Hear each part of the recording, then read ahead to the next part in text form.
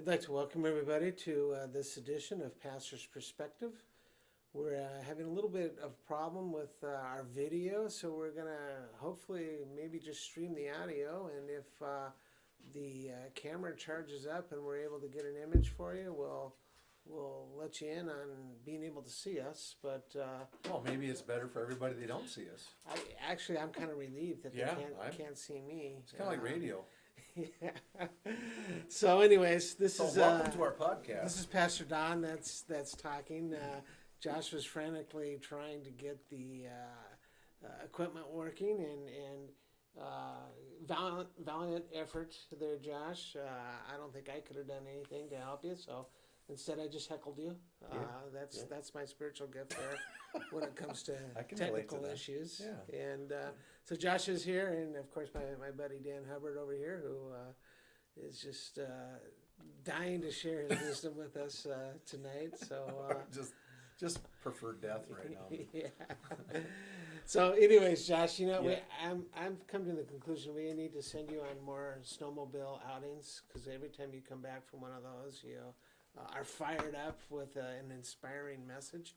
And today was no different from any other time you've gone out snowmobiling. Yeah, well, you know what? You were saying that. But Josh, did you mention that Facebook, it didn't go on Facebook? Yeah, so I guess it was on YouTube and it was on our app. So technically, Titus ended up putting the YouTube feed on Facebook, which means you had to hit play to be able to move it to YouTube to watch it. So Facebook Live wasn't working, but the other two sources were. Well, maybe we should just have you give a short recap of the direction for those that didn't get to see it live and didn't happen to go back and watch it. Yeah. Well, I first want to confess to everybody that's out there right now that we have a big, huge pizza pie here that we're stuffing our faces with, and that's why we're not showing the video. You weren't supposed to tell them that. Thank you to Lucas. You can imagine we're sponsored here tonight by Mama DeLuca's Pizza in Ramsey, Nowthen, Minnesota. It's really good stuff. 28367. I can't remember the number, but no, we don't have any pizza. But yeah, obviously, starting a new year was sort of kind of a good way to start a new sermon series, and to follow up something as wonderful as you did last week, Dan, with the Alleluia chorus and everything else that was alongside of that. I felt I better up my game a little bit. Just humbly saying, no, I think the message today was really about what I believe God's leading me in the next 8 weeks or so is a series that talk about our church. This is Hope. And really kind of the intimacy of what we are and what we are meant to do in our church, in our community, in our world as a church. And what I shared today, I think, was obviously that we went through a wilderness time, a recap of 2020, but I recognize that through 2020 we actually we did more ministry, in my opinion, with people in ways that we've never had to do in the other 20 some years of being a part of a church. And it was difficult ministry. It was hard. It was challenging. It was very much a life. People were concerned for their lives. I mean, it was more than just come to a church building and hear a youth pastor say something or a pastor say something or music. Right. I mean, it was really the nitty-gritty of life. Would you call it hands-on ministry? I would say that it was very much a hands-on ministry. And because of that, my heart was to preach sort of a challenge to the people of, hey, we're going to go through wilderness experiences, but that's where God meets us in those difficult times. And now all of a sudden, and recognizing that maybe the 20 years before we were in the promised land. We were in some ways invincible and felt like we didn't have a need. And when that's the premise, or when that's the reality of our life, what do we do? Well, I think the hardest time to be a Christian and to walk with God is when you're comfortable. It really is, because when you're comfortable and you don't sense a need, then you forget where you're really at. And so this year, let's face it, it was uncomfortable, it was messy, and loving on people demanded that we step out of our comfort zones and get into their life versus, hey, come and let's all do church at church, talk to you 5 minutes afterwards and call it good. No, we had to get in, like, I mean, like you passing out the Christmas tree. Yeah, That was fun. I mean, I could see how your heart was, you're going to visit all these people, and as silly as it sounds, handing out Christmas tree box things, ho-hos or whatever they were, little Debbie treats or whatever. Yep.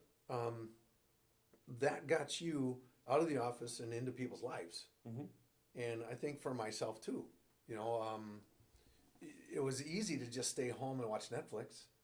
But then all of a sudden you find out there's a neighbor over here that needs this, or a neighborhood over here that needs this, and somehow you got to find out to get out there and do something about that. Versus like my neighbor, she needed the codes read on her car because there was a light, and of course now the other place wouldn't read them because they don't want, because COVID, you can't touch their equipment, or you can't, all this kind of business. They didn't want to read your codes for her, so she's going to have to bring it in.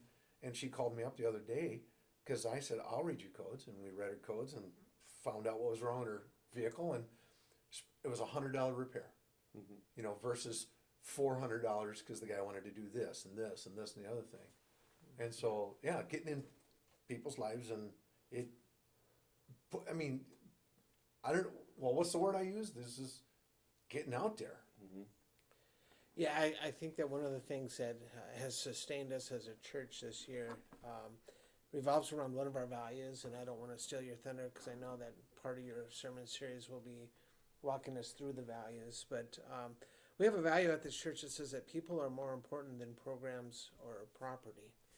And when we first started the church, I would say to people, this will be really easy for us to do because right now we don't have any property and we don't have any programs, so we can just focus in on the people. And one of the things that I find that's interesting is for a lot of churches, this has been particularly difficult because so much of what they do revolves around their property and their program.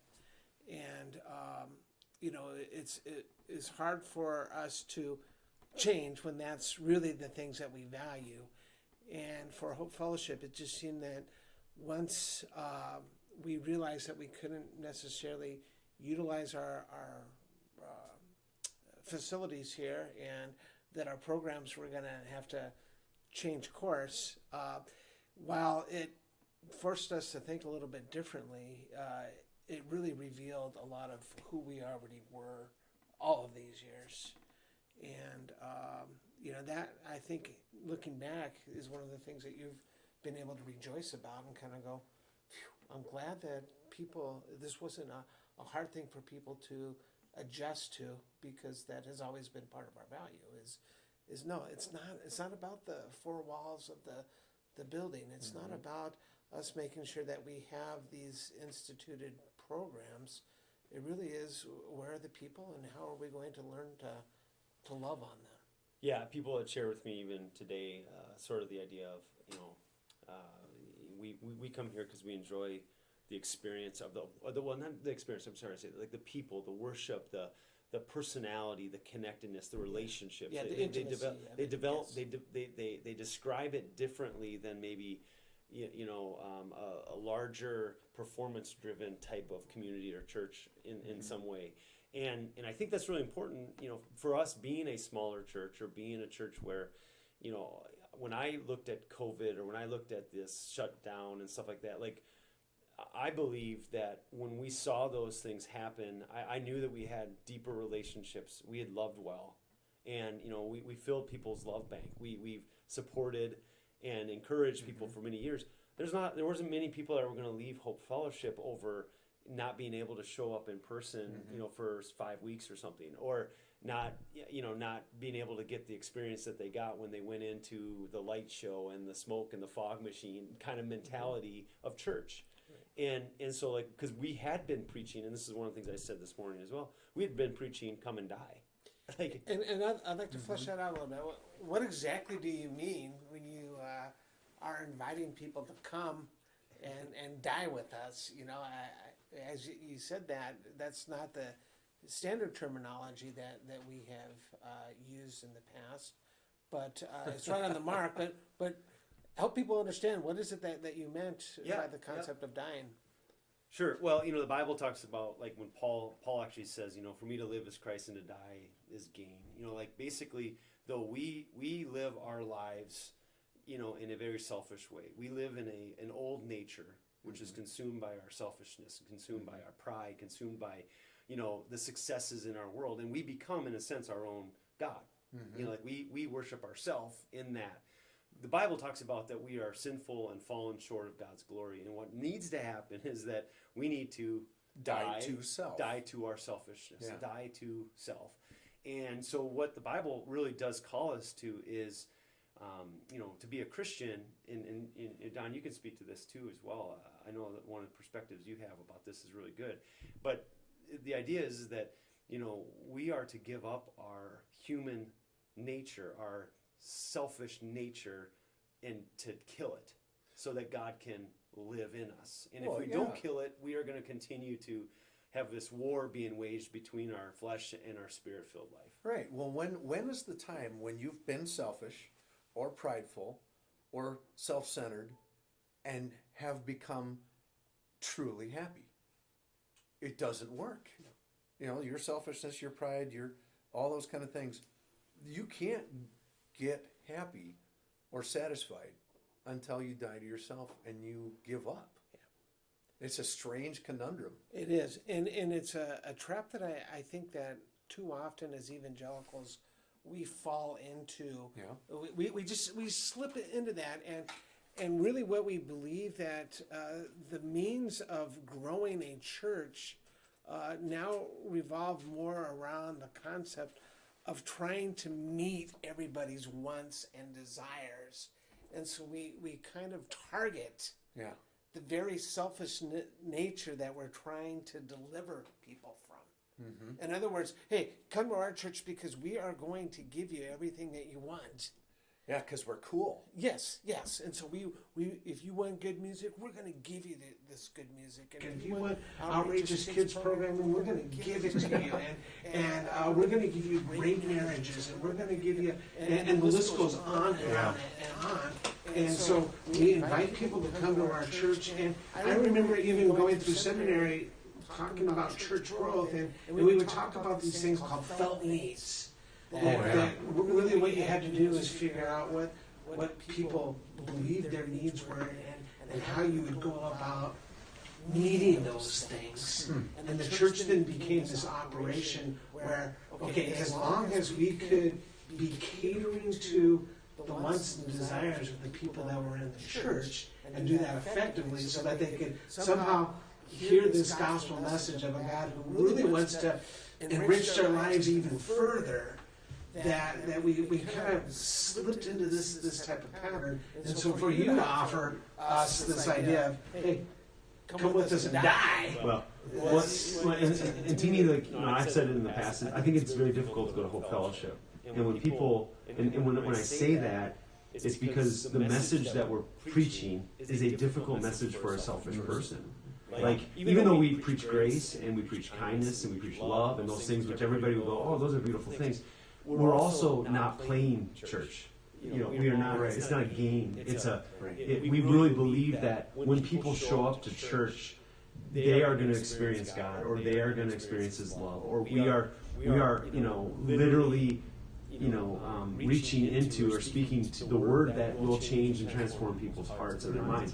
And I think sometimes, and this is just my own, maybe this is it could be a negative kind of thing, or I hope it's not a judgment, but I think sometimes there are places or churches or communities or whatever where the focus is much more on, let's wow these people, or they can show up and we will, we'll make the great performance so that when they go home, they'll get their roast beef dinner will taste very good because and then the other idea too, I think sometimes in church is the idea that ultimately when I walk into church, and this would be the normal, the person that goes to a certain church, whatever, when they walk in, they're kind of looking at it like, I want to enrich my life and I want to be better than you. And in some way, like there's a part of us that has this ascent of with discipleship is this ascent of knowledge that we've talked about, where I've done more 40 days of purpose than you, or I've done Bible study better than you, or I've led. I remember, listening to some guys at one time when we were serving in a community, listening to some guys talk about how they're the number one team on, ushering cars in at the big church, and there's a sense of pride of like, and I think that to me is sort of where, we can't go to church and get everything that we want. Like, we need to be able to go to church and not get everything that we want, but still be a part of making it better. And a lot of times I think the church becomes a place where we're trying to feed our own ego. Does that make sense to you? Oh, yeah. Can I give you an example of something just recently I saw, which was really good? I was on the worship team last week, right? And being on the worship team, that can be an ego builder. Okay. All that aside, though, this was during the snow last week, and when I came out around the corner after we had just been working on some stuff, we knew that there was snow out there. And when I looked out and I saw the snow, I saw something else that was really kind of cool. I saw Pastor Don shoveling. Okay, now if you're the pastor, you're higher up in the church. By our own, the other people do that, and instead, what was Pastor Don doing out? He was out there pushing the shovel around.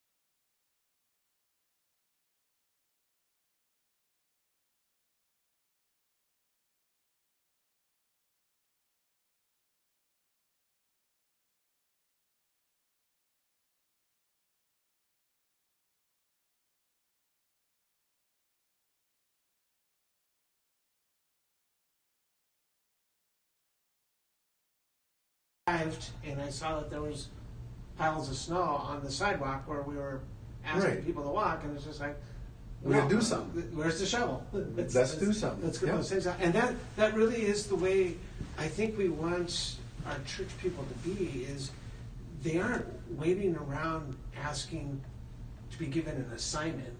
It really is, we are living in this Right. world, and when we see a need, rather than kind of going, someone should really fix that, or take care of that person. Instead of doing the Minnesota thing, going, hey, you know what? We should go out for some coffee and talk about this problem we have over here. Exactly. Do something. Exactly, yeah. If you see somebody who needs some food, I know in the planning of Christmas Eve even, my wife was headed over here, and then all of a sudden she got word of someone needed some groceries, and sorry, Josh, I can't be there for you. But that's the type of people that we have in our church, and I believe that really is the mark of a church that's thriving. It's not necessarily the number of people that we have, and so when you give a message, hey, come with us and die with us, it really is this call that says, hey, it's not going to be something that is real attractive to people. And we know that, but we're believing that we only have a few years on this planet to do something significant. Let's do it. Well, let's go back to the conundrum. We know from the scriptures that when you try and serve yourself, you get empty. Exactly. But when you serve other people with a true heart, now I've seen a lot of people, and they'll state it, come and feed the poor, come and do this, and it'll make you feel good about yourself. Well, that's even a wrong motive. But when it comes natural, when you're doing it and you're loving on Jesus and saying, hey, I want to just love on people, you get filled, and you want to do more. It's real. It's not the give to get. It's the give to get, and then your cup gets full, and you can't help but want to give more. Jesus came to change the culture. He changed the world. He changed the human condition. Like everything was different, and I think get used to different. Get used to different. There it is. And the thing that I always go to, and we've shared this message of Matthew 16 plenty of times, but Jesus predicts his death, and you have Peter going, well, I'm not going to let it happen, Lord. Yeah. Like no, we're not doing that. And then he says, get behind me, Satan. He's like, you don't know the ways of God. You only see things from human perspective, not God's perspective. The reality of God's perspective for us is going to be different than the way our sinful nature thinks. It's different. Mm-hmm. And in a lot of cases, it's opposite of our first inclination of selfishness. Yep. Because if we're selfish or sinful and our mind hasn't been transformed, changed, our thinking, God hasn't changed it yet, our heart still is deceitful above all else, like the Bible says, and that hasn't been changed either, our natural first inclination will be selfish or will be wrong. Yes. And it's amazing when God makes the shift or makes the change, and he does that in our lives. And it says, if anyone wants to be my follower, they must deny themselves, take up my cross and follow me. If you want to hang on to this world, if you want to hang on to your life, you'll lose it. But if you give up your life for my sake, you will find it. You see, everything's backwards. Now, after the service today, it's always fun to hear the response of what people gathered or gleaned from what the message was. And today, I had one lady in particular told me she would be fine if I shared her name, but I said, I don't normally typically want to do that. And she was sharing to me how she had acted very poorly with road rage last week.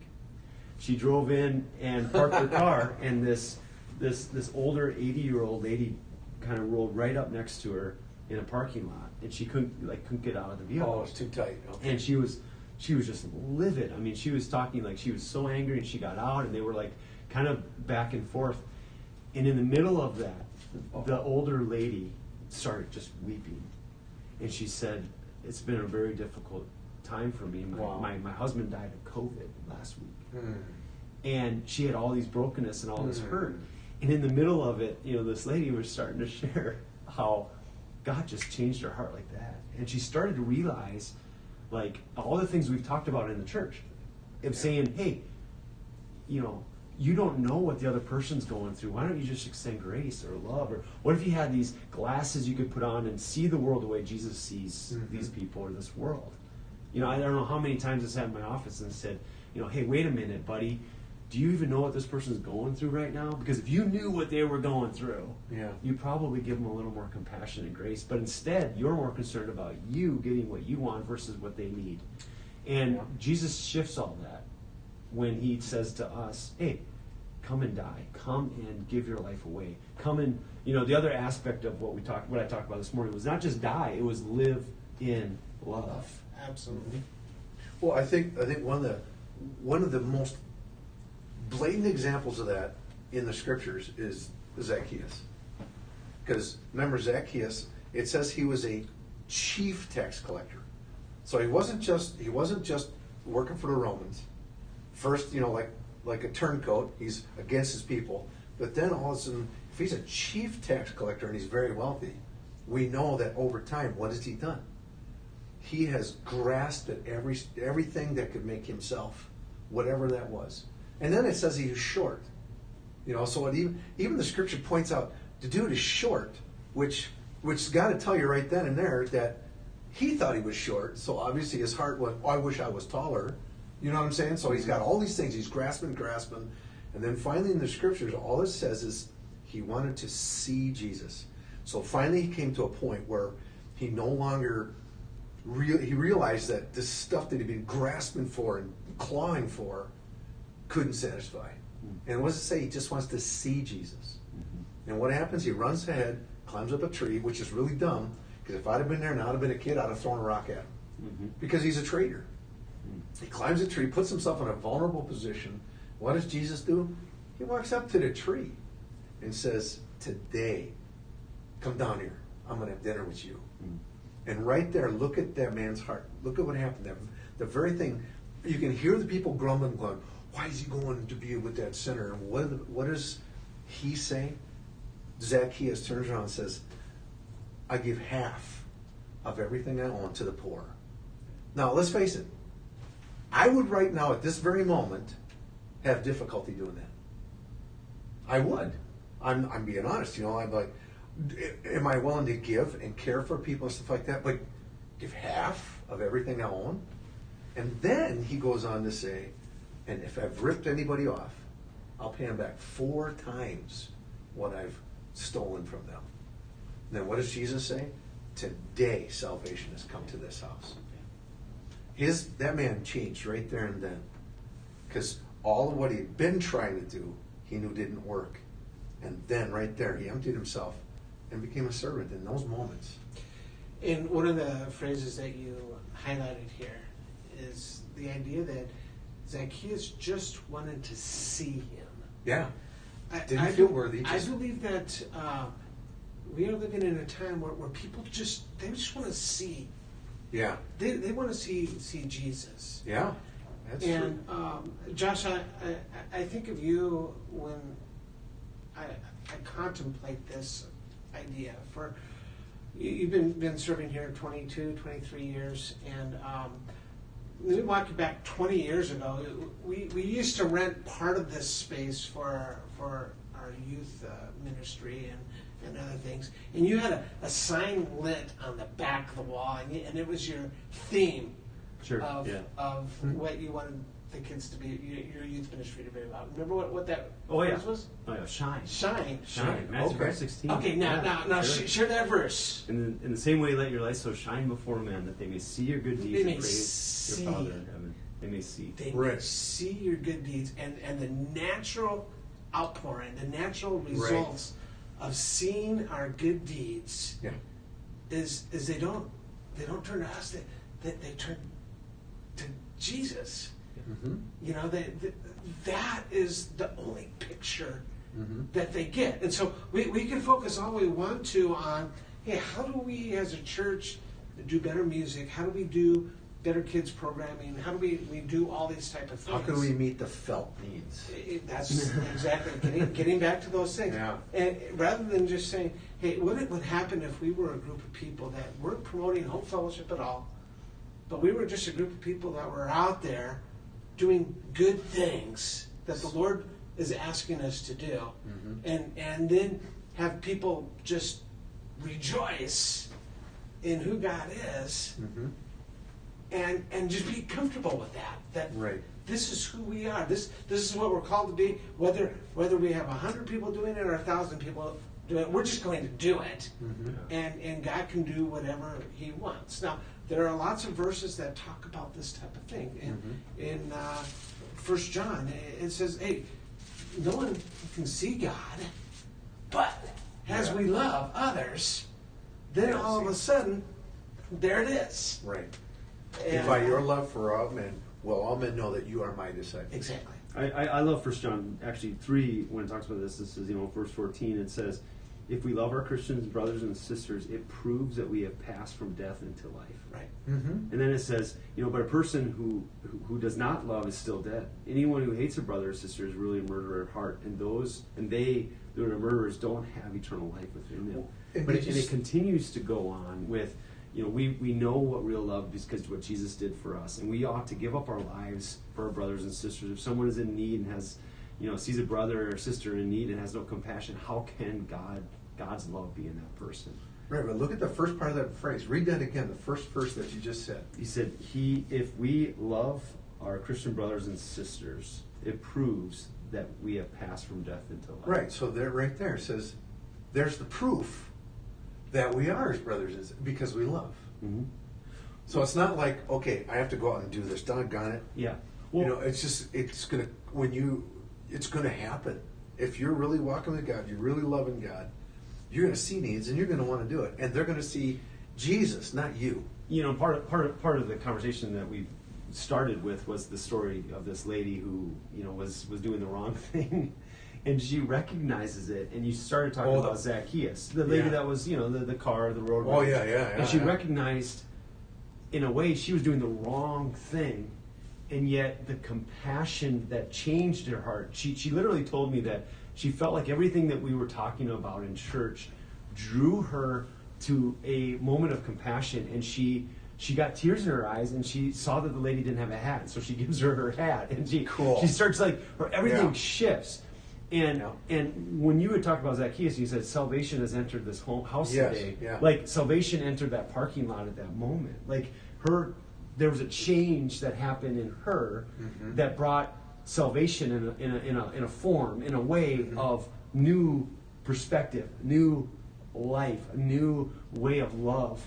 And you know, and it continues in here. You know, it talks about dear children. Let's not just say we merely say that we love each other. Let's show them by our actions. And in the actions in verse 19 says we'll show that we belong to the truth, so that we can be confident we stand before God. And that's the fruit that come out of that relationship, right?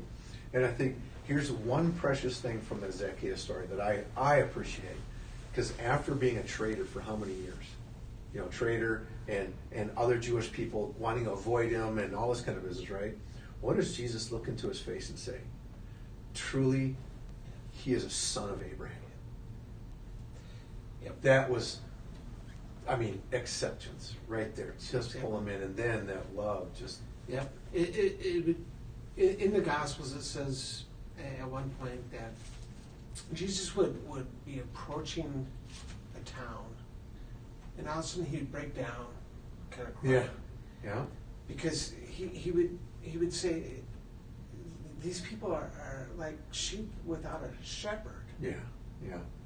And it moved him. I mean, he had this unbelievable compassion as he would see these throngs of people that just needed help. And they were like sheep without a shepherd. And then he says, hey, the harvest It's plentiful. It's plentiful. It's right there. The fields are white. The workers are few. So pray that God will send more people out there. And that's why, as I heard you speaking enthusiastically about what Hope Fellowship was able to accomplish, you were realizing that, hey, we were able to send our people out into the community who needed some shepherds at this time, and be compassionate to them, whether it was bringing over food or whether it was watching people or allowing people to get some healing in their marriage, or all these things. And you described it so well this morning that, hey, you are not kidding when you saw people that were right up against that cliff getting ready to jump off. I know, because I've been on those conversations, and it's just like, yeah, but our people were relentless. They went out, and they had that reckless love that we've been talking about. And one of the things that I always like, Josh, is when you get a chance to kind of get out of our little environment and you're placed in another church, or you're with other people, you just get a real sense of, hey, as I'm sharing about Hope Fellowship, people are just kind of going, really? That's what takes place in your church? It's really fun to just a short side note of what to even talk about that conversation or that thought is, this last weekend we went to on a snowmobile trip with my boys and the worship pastor and a few others. We went up to Webster, Wisconsin to ride snowmobile, and what was really fun was we were going to go to Michigan. It was going to cost a lot of money. There was not much snow. There's all these different factors, and so what we did was I basically just kind of reached out on Facebook and said, "Is there anybody able to have a cabin? We could just kind of maybe rent or borrow or whatever." And somebody, Chad Libby, up in Wisconsin, has a cabin, and he posted my post on his Facebook account. And basically said, "Hey, there might have a buddy. He's a pastor, friends. Anyway." We got connected to a family up there who said, "Come stay in our basement. We want to host you." Cool. We're kind of going, 7 Stoneville great. guys? Like, they don't even know who we are. Like, Right, they have no idea. right. And the first thought she had was, or she had said when she was telling her husband, we're going to host 7 guys, they were like, what, do they drink a lot? Are they going to party and stuff? Like, and then they found out that we're pastors, and we're like, whatever. And Oh, great. Are they going to come and preach at so- us? so she literally she said this was from God. Like she and her husband, we played pool, we got to talk, we shared our lives, we celebrated the cool. new year. Like at the end of the two or 3 days that we were there, 2.5 days or whatever that we were there, they made us chili. I prayed over their home and the ministry of their house. Cool. And she sent me a text message afterwards, and she said, "You don't realize that you've answered my prayer." She said, "I've been wanting my son and others to get connected. Every aspect of what happened was just a beautiful example of God." And throughout the whole weekend, I'm talking about hope. I'm talking about not just the idea of hope, but the literal church hope. And I'm talking about the stories of what we've been able to share and do, and by the power of the Holy Spirit and working in and through us. And it wasn't she literally sent a message that said, when you talk about the church, you talk about God's word, she goes, I see it, you light up. And then I got so much confidence that what you're doing is right. And it was what you're just saying there, is that I'll go to another church. I'll go to, sit down with another pastor or whatever, and we'll tell them the stories of a Hagon Yagod time where somebody's confessing their adulterous relationship or something and asking for help. Mm-hmm. That doesn't happen everywhere. And the reality is, in those moments, people are finding healing. Today after the service, one man came up to me and said, "Hey, you know what? I really would love to hear a message on forgiveness. Would you be able to preach a message on forgiveness?" I smiled and I said, "It's coming." In a couple weeks, I said, we've got a message on forgiveness. And he just looked at me and goes, "Thank you." He goes, "I've just been really struggling." And I put my hand on his shoulder and I just said, "You just got to know that you're forgiven. Yeah. Like, you don't have to carry it anymore." Yeah. And it was just those. So the ministry is so amazing that it's not just being up front on a Sunday morning. I see you guys loving those youth, and I see you talking to them. The ministry is a lifestyle that we are doing every day of our life. Right. Ministering Right. to people. I love to watch you and your relationship with Tom. Yeah. He makes me laugh sometimes because I just love Tom so much, But Yeah. take him golfing and hang out. And Tommy. there's so many of those examples that we could talk about them all day. Now, I know over the next few weeks, not only are you going to be talking about forgiveness, it sounds like, but you're going to walk us through some things about Hope Fellowship. Yeah, sure. That, Yeah. and I think it's very appropriate for those of you who have kind of been in lockdown mode. When you come back to church, there's going to be a whole lot of families that you may not recognize. Sure. Because God has been working. Yeah. And the place has we have a lot of new families that are around, and that's just evidence that, hey, God is honoring, I believe, our work out here. But more than honoring, it just works. Mm-hmm. As you put God first and are committed to figuring out, being serious about this love thing, there's going to be more people here. But since there are some new people here, it's really important that we, especially, I told you this was going to happen when the COVID thing took place. It's almost as if God reshuffled the deck for us. And now things are different. Get used to different. Get used to different, yeah. But our values in the church and our vision in the church, I believe that God has positioned Hope Fellowship in a unique way. Yeah. And it's time for us to reflect on these things. What is unique about Hope Fellowship, and how do we do that now with Right. a reshuffled deck? Well, yeah, and one of the things that I really want to speak on, and I'm excited about it, and I'm not sure when it's going to take place in the series, but is something that actually Keith Mayer just mentioned on the feed here. We can make our plans, but it's God who determines our steps. Mm-hmm. And one of the things that I want to talk about is a man-centric versus a God-centric church. And my heart's always been, if you try to make it man-made, it's not going to last. Yep. But if you believe that God is guiding or working, leading, then his church will be the church that he's desired it to be. Right. And we have to be humble and just willing to listen and go when say yes or do what God calls us to do. Today it was so cool. After the service, another lady came up to me, and she had been coming. She's been coming. Many people probably don't know this lady, and she'd been coming for a while. She gets picked up every week by a family because she doesn't have a car. Mm. And she's a part of the ministry of us doing the food. We started dropping some food off, and she actually was participating and helped delivering it with one of our family members. And then we gave her a turkey this Thanksgiving, and we had some opportunities just to, every time, she was just praising God. She's just saying, thank you. So she today she comes up to me and she says, Pastor, she said, the person that's been giving me a ride are going on vacation in this next couple of weeks. Can I get your phone number? Because they said that if I needed a ride, that you could help. That you had mentioned that you would find you a ride. Sure. So I said, oh, absolutely. So I give her my phone number and I said, call me, let me know. And I said to her, and I looked at her and I said, is it that you can drive or you just don't have a car? And she goes, well, I don't have a car. I can drive. I go, well, why don't we just get you a car then? And she looks at me, you get tears coming down her eyes, and I'm going, and this is my thought was, you know what? God can do all these things. A car is so small. Yeah. And so, the first person that I saw was walking was a guy, and I won't say his name publicly here on the line, but first guy that I see, I look at him and I go, hey, we're going to have to figure something out. We need to get a car for this lady over here. And I told the story. He looks at me and goes, yeah, there's a car that I already know about, $600, and it's a Jeep, and the lady's been trying to get rid of it for a while. I'm going to text her right now.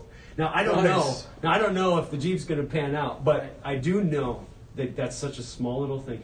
When we say, when we allow God to determine our steps, we just say yes. And when I heard that request or that thought, I said, this is so small and insignificant for God. Let's just get you a car. Yeah. And one of the reasons why you were able to say that Because I got confidence because of all the stories. We've done it over and over and Yeah. over and over. Yep. It's one of those things that if God brings someone to our doors who needs a car, there's a reason He brought him through our doors. Right. Yeah. Right. And that was to take care of the car. And how does God situation. want to provide a car through us? Yeah. Come to Yeah. church if you want a car. Yeah. I mean, Well, felt me. Yeah. Well, but here's the thing: we never advertise that, Right.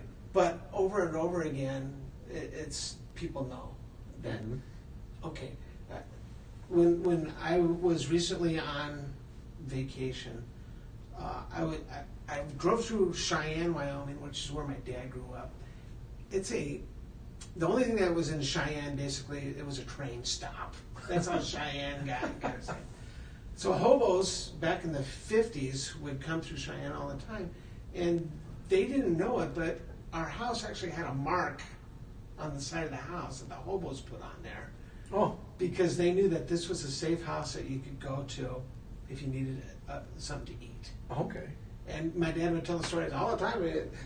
Someone would be Why are knocking they on the showing up door. here? Yeah, my grandpa was a baker, and he would always bring home the day olds, Okay. and if people needed it. Wow. But the point of the story is they couldn't figure out why people were knocking on their door regularly asking for some food, and it wasn't until years later that someone pointed out the mark that was on their house.